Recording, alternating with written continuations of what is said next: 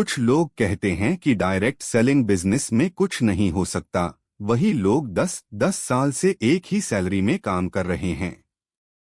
अक्सर जब कोई व्यक्ति डायरेक्ट सेलिंग बिजनेस शुरू करने की बात करता है तो सबसे पहले उसे नकारात्मक प्रतिक्रियाएं सुनने को मिलती हैं। कुछ लोग तुरंत कह देते हैं, इस बिजनेस में कुछ नहीं रखा, यह सब धोखा है, यहाँ कोई भविष्य नहीं है। हैरानी की बात यह है कि ऐसे ही अधिकतर लोग खुद 8-10 साल से एक ही नौकरी में एक ही सैलरी पर काम कर रहे होते हैं, फिर भी बदलाव के बारे में सोचने से डरते हैं।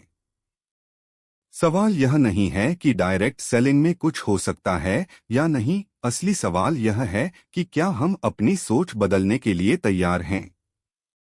जो लोग सालों से एक ही सैलरी में काम कर रहे हैं, वे अक्सर सुरक्षित दायरे से बाहर निकलना नहीं चाहते।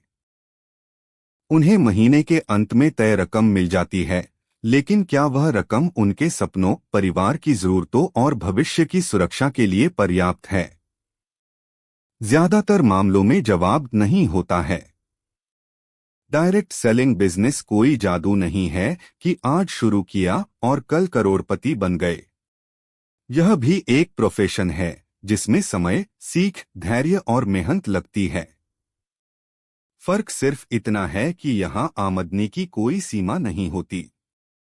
नौकरी में आपकी सैलरी आपकी पोस्ट तय करती है, जबकि डायरेक्ट सेलिंग में आपकी सैलरी आपकी सोच, मेहनत और टीम तय करती है।